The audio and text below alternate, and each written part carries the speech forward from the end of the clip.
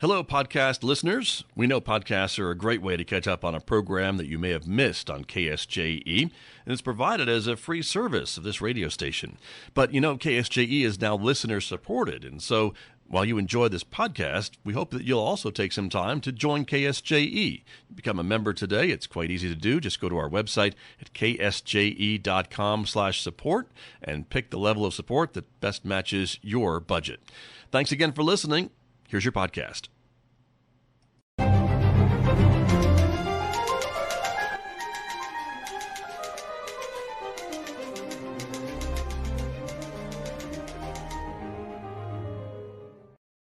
Welcome back to Right on Four Corners. I'm your host, DelSheree Gladden. I'm an author of over 30 published novels. And on this week's episode, I have Andrea Penner. And we're going to be talking about her most recent book of poetry as well as everything else she's doing. The book is called Sun Lotus Moon. Andrea, go ahead and introduce yourself. Hi, thanks, DelSheree. I'm Andrea Penner, and I also go by Andy. I taught at San Juan College in the English department probably for about 7 years, and I taught everything from basic writing to women's lit, Native American lit, the whole gamut there, and technical writing. And I left there in 2011, came back down to Albuquerque. I published a book in 2012, and that one was called When East Was North. And then in 2017, I published Sun Lotus Moon. And it's coming up on several years old, but it is the most recent book. And I was there at the Farmington Library not too long ago at their Authors Day and doing a reading out in Aztec that same weekend. I think it was Veterans Day weekend. That's when I met you, and I'm just happy to talk about my work. Well, I am glad to have you, and I'm glad I got a chance to read it. It's been a really fun part of doing this show to explore other genres, because poetry is not something I do. It's one of those forms of writing that I'm like, this just doesn't really make sense to me in like putting it together in so few words. It's a tough one for me. Yeah, it is for many people. One of the things that I've really enjoyed so much about getting to read more poetry is seeing the differences and the variation in style and how people approach poetry and the themes and topics that are covered by individual poets. And I wanted to start off asking you about the preface in the book, because that was fun. Yeah. I don't see that very often. You really kind of give the reader this wonderful introduction to who you are and where some of your inspiration for your writing comes from. And you talk about some of the themes, some of the direct inspiration, as well as talking about your relationship with your sister. And I wanted to ask you a little bit more about just how you approach poetry and where your ideas and your inspiration come from in this and in what you're doing now, and has that changed over time? Okay. I'm glad you read the preface. It's definitely addressed to Dear Reader, and I don't always do a Dear Reader preface for my publications, but this one just seemed to call for it, like it needed a context.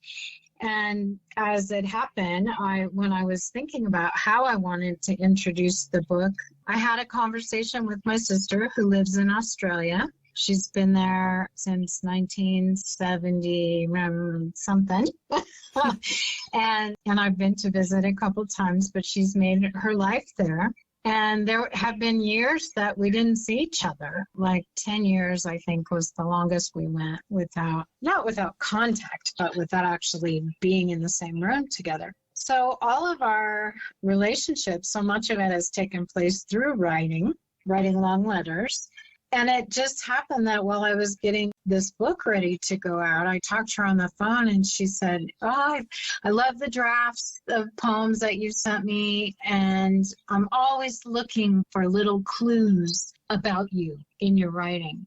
So I had that conversation with her, and then I went for a long walk thinking about the preface, and it just came to me that she was the perfect context for this book, because so much of what I do is in writing. And She goes on her daily walks on the beach, and I go for my daily walks in the foothills, and we're always thinking about each other, but not always in communication. And it just struck me that this book was a continuation of our decades of letter writing.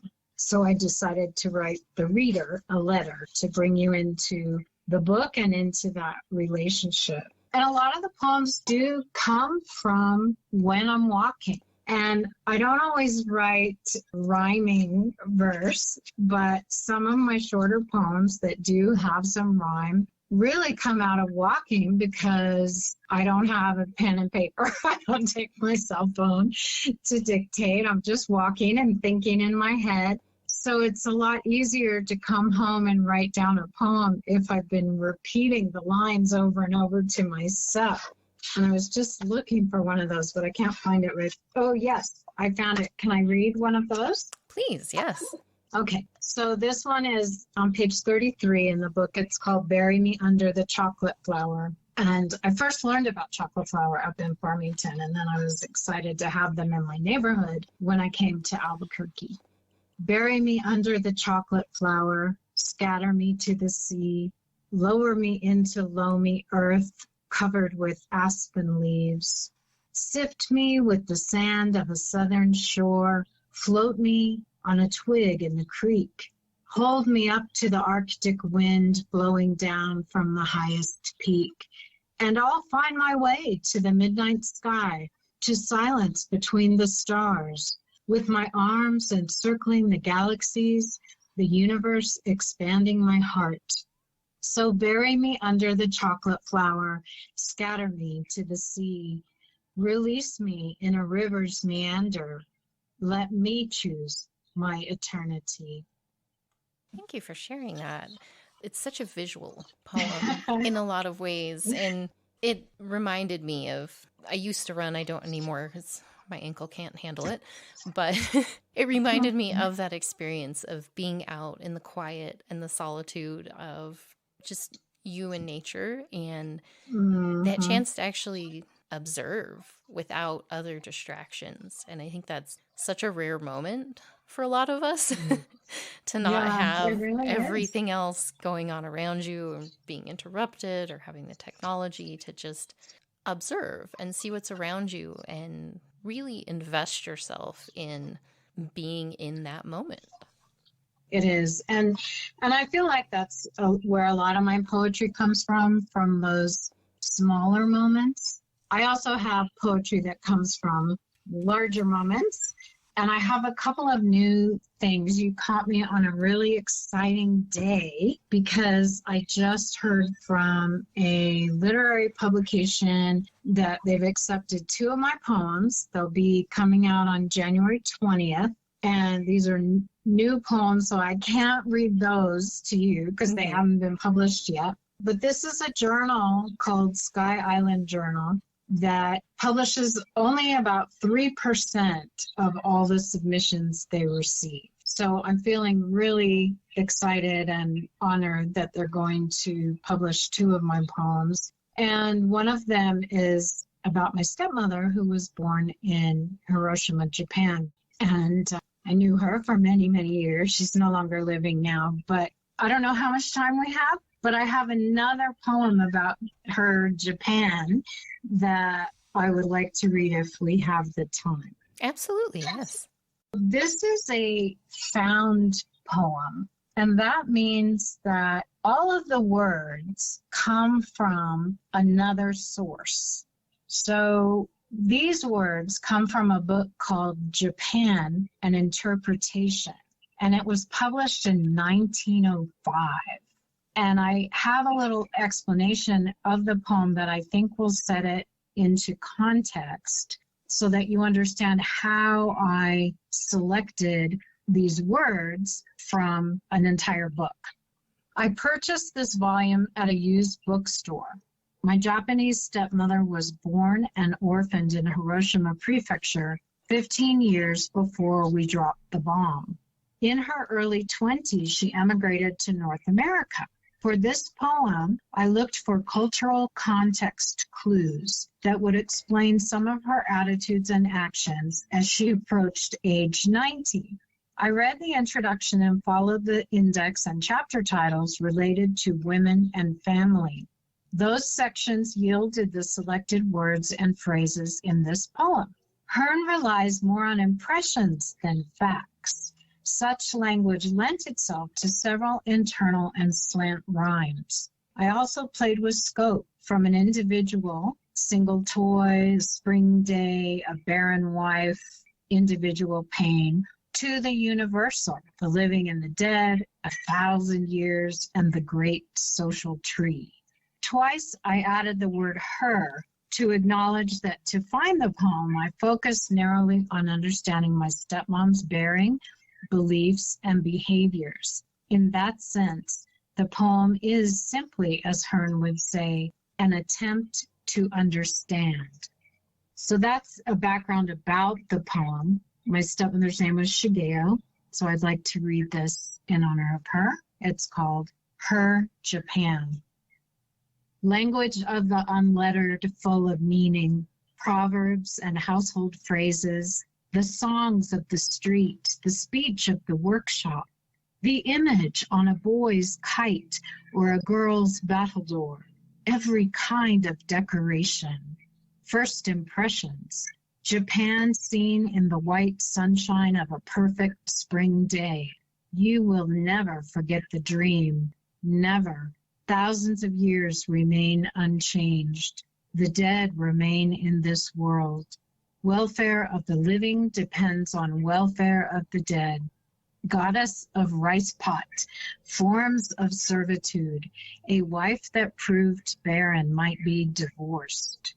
Common for bereaved wife to perform suicide, religion of loyalty, to follow her husband into the other world, to wait upon him as in life, fact and myth, interwoven, difficult to distinguish obedience, affectionate submission, emigrant community, communal coercion in Canada, Hawaii, collective opinion, the thinking of all is the thinking of one. Woman cultivated by home training, silence and softness, and hostility render it all the more alarming. Great social tree, clipped, cared for, all are polite. Nobody quarrels. Everybody smiles in the teeth of pain. Pain and sorrow remain. Wonderful. Thank you for sharing that. Not only a wonderful poem, but what an interesting approach to writing poetry. I have not had anyone talk to me about that so far. So I'm very intrigued about this. It's definitely a genre called found poetry, and there are some journals that publish only found poetry. And this particular poem was published a few months ago in a journal, online journal called Neologism. And they're interested not just in found poetry, but kind of in wordplay. So it was a good fit for them. And it's a great creative writing assignment. And I'm guessing Travis Wade at Salmon College has probably given this kind of assignment before, where you find something intriguing, a document. It can be as mundane as a birth certificate, but sometimes there's really interesting things in old documents that you can turn into poetry. So it's just another way of looking at the world through somebody else's words. I really am enjoying the idea of this. Next semester, my students, we're starting our narrative unit, but we're starting it with short stories. And I'm thinking this could be a really fun way for them to interact with the text even more, to pay more attention to word choice, and a way to express themselves a little bit more. It gives you a starting point, gives your students a starting point. Instead of staring at the blank page, like write a poem related to this book or short story, you can actually say, give the prompt and use words directly from the pages of the book selectively. So it becomes your own work. Love that. And like you said, it gives you a starting point. something that I see with my young students, I teach freshmen, most of them are not terribly confident in their writing abilities. I think that's something that, especially through COVID and with where things tend to focus on grades and standards and everything, that writing, especially creative writing, is just not as big of a piece of the puzzle. And trying to get them to feel more confident in expressing themselves is really challenging with a lot of them. And I like that this gives them a body of work to look at, to start with for their inspiration, and that they can pick out what stands out to them, what they find meaning in, or what connects with their ideas. So yeah, what a fun way to approach this. Good. I'm glad I could offer that to you and to your audience listening. I mean, it's just a fun way. The next time you open a technical manual or a Rose catalog or something, you just look at it through the lens of poetry and things stand out to you in a different way. Well, and that's something with poetry that I've really enjoyed learning more about, is just that shift in perspective. Because you're not looking at something and saying, how can I turn this into a story? Or how can I explain this?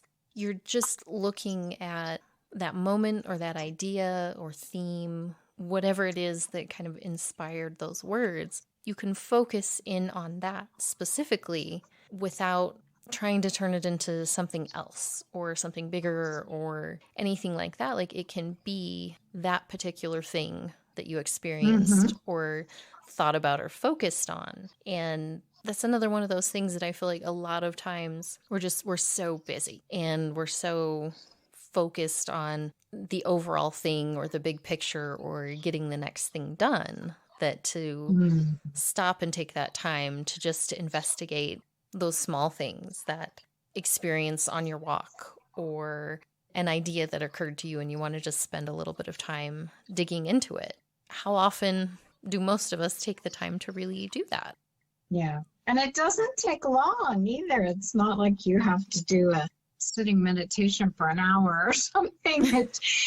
These things can happen just in a really quick moment.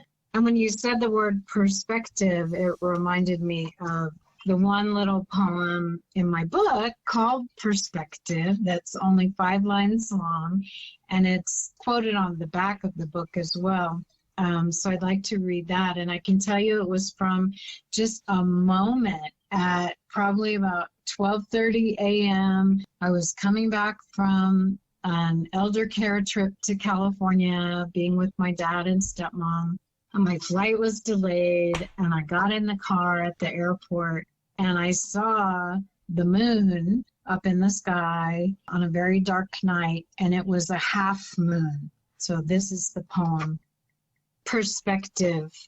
Unlike the infamous water glass, the moon is never half empty. So I'll read that one more time. Unlike the infamous water glass, the moon is never half empty.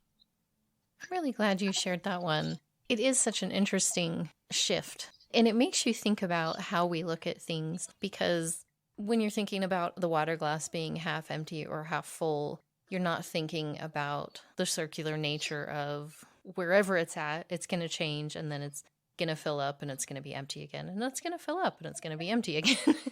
Right. But we see that with things like the moon, where we're like, well, it's a phase, it moves through it, it comes back around, we keep going. Like, we don't have to put a static definition on it because it's not static.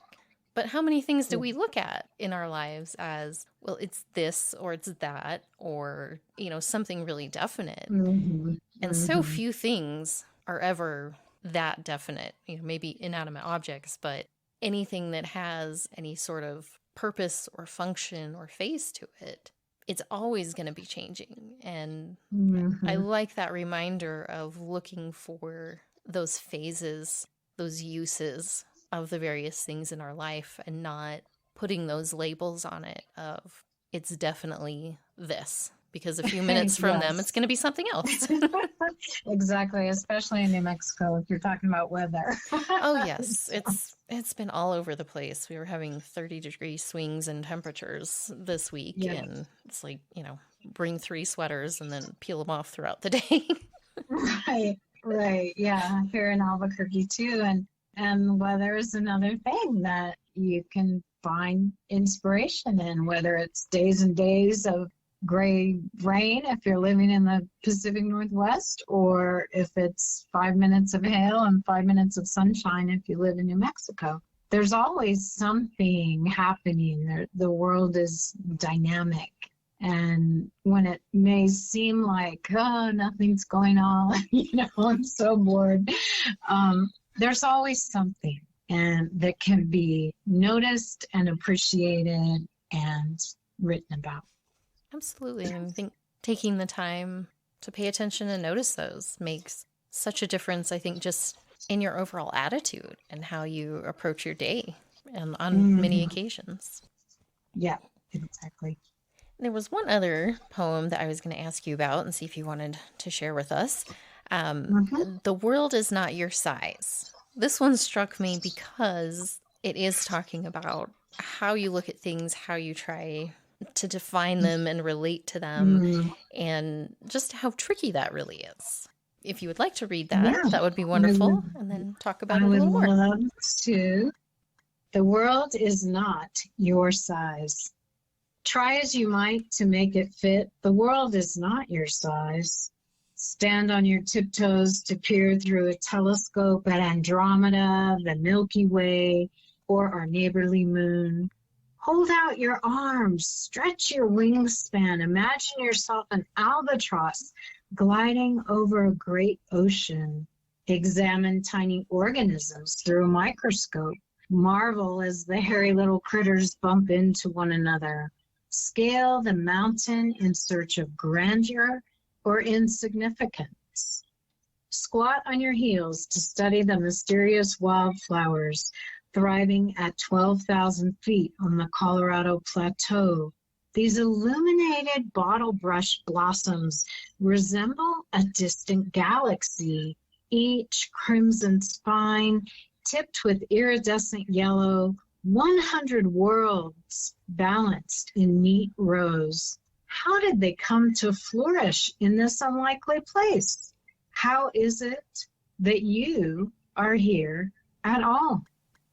There was a couple reasons that this one struck me particularly. One of them was, it's probably been 15 or more years, driving the Alpine Loop up in Rocky Mountain National Park and just really being amazed by the hardy, little, tiny, low to the ground, beautiful plants and flowers up there that have such a short lifespan. They're only able to be seen and grow for a couple of months out of the year and then frozen the rest of the time. And that compared with, I just happened to come across this photo, I can't remember where I saw it or where it was posted, of microscopic chalk dust. And how pretty it is. Like, it was gorgeous. I was just like, I would put that in a frame and hang it on my wall. Like, they're really pretty. Yeah. And just That's great. those little things that you bypass or that you've never seen before that seem completely ordinary. But when you really take a magnified or a different look, when you see it in a different way than you're used to seeing it, it changes how you think about it. And it makes you really consider, what exactly is that? It's not just dust. It's these itty bitty teeny particles that are together in these orbs that were so intricate to look at them under the microscope. And, these little flowers that struggle so hard to survive for such a short period of time. And what a wonderful lesson that is, and just something to stop and take notice of that even if whatever it is that you're going through in your own personal life feels like it's lasting forever, not pleasant, or, whatever it is, that those beautiful things that can still come from a struggle like that, and how much it can mean to other people that most of us probably never really know, like how we impact others, or one thing that we might do might cause some effect somewhere else. But I think that that helps to stop and take notice of those small things and those just interactions or the things that we don't take notice of most of the time. And that poem was one of those that just made me stop and think a little bit more and just kind of reflect on the things that I had come across throughout the day and the interactions that I had. Sweet. Oh, thank you for sharing that response. Because, that is exactly what I was feeling at the moment. Not when I wrote it, but when it happened. We were hiking up in the La Platas or probably the San Juans, and probably above 12,000 feet. And just these little tiny flowers, and just being so amazed meeting them there and thinking, whoa, what are you doing up here? And then thinking, what am I doing up here? It was just an amazing experience. So I'm glad I was able to capture it in a poem, because I didn't take any pictures that day. So. How much you can still keep that memory. I think we get so focused on the pictures and the posting and, social media and all of that stuff and sharing every minute of our lives at times, that it's become kind of a novel experience to just quietly take notice of your world around you and what you're doing and thinking and feeling. And what a wonderful moment to capture. Yeah, it was. And that's what you've said too about social media and posting and photography and got to get it on the Instagram and whatever.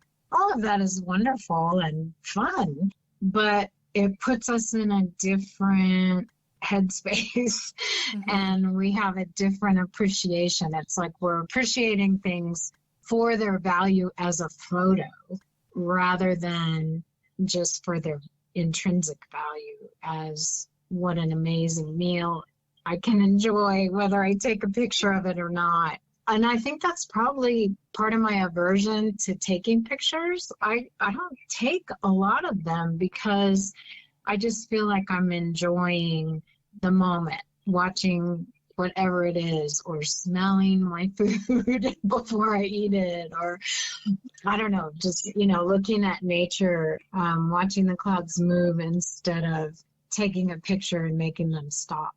So I hope people will think a little bit about that and maybe write a few lines instead of taking a photo. I hope so too. Well, and we are already just about out of time, but I did want to ask you before we wrap up, what are your writing pursuits now, and where can people find you to keep an eye on upcoming projects? Oh, thank you. So I'm writing a newsletter. It's not exactly weekly, but it's more frequent than monthly. So I try to get it out once a week. And it is called In Our Own Ink. And that is not the address for it. So the address is all one word, Andy Penner, and that's ANDIPENNER.substack.com. Substack is just a platform, and it's where I host my In Our Own Ink newsletter. And that's a prose, sometimes poetry, other times, sometimes reflections on the world at large. Sometimes it's lessons learned about writing. And what I'm writing now is more poetry and sending it out for submission to literary journals. And I'm also working on a memoir. So that's my writing life at the moment, and I'm loving it. Oh, good. And how exciting that you're working on a memoir. You'll definitely have to keep me updated and let me know when and how it's going. That'd be great to hear more about. Good. Thank you. Thank you. I will. Well, like I said, we are out of time. That went really fast, but it usually does. These are just too much fun. But just wanted to remind the readers that the book that we were talking about today is Rabbit, Sun Lotus Moon by Andrea Penner. And that's available pretty widely, right? It seemed like it was generally out and about. It is out and about. It's, I think, Amy's Bookcase in Farmington might have a copy right now. There may be a copy in the San Juan College Library. Not sure about the public library. And then it's on Amazon, and it's also on Barnes & Noble. available on their website. And I'm sure there are probably some used copies floating around, and I would be delighted if they got sold and recirculated. So new or used, I think it's a good find. Absolutely. I really enjoyed reading it and getting to just know a little bit more about you and your world and how you see things. So I hope people take a minute to go check it out. Thanks, DelSheree. It was great to be here today.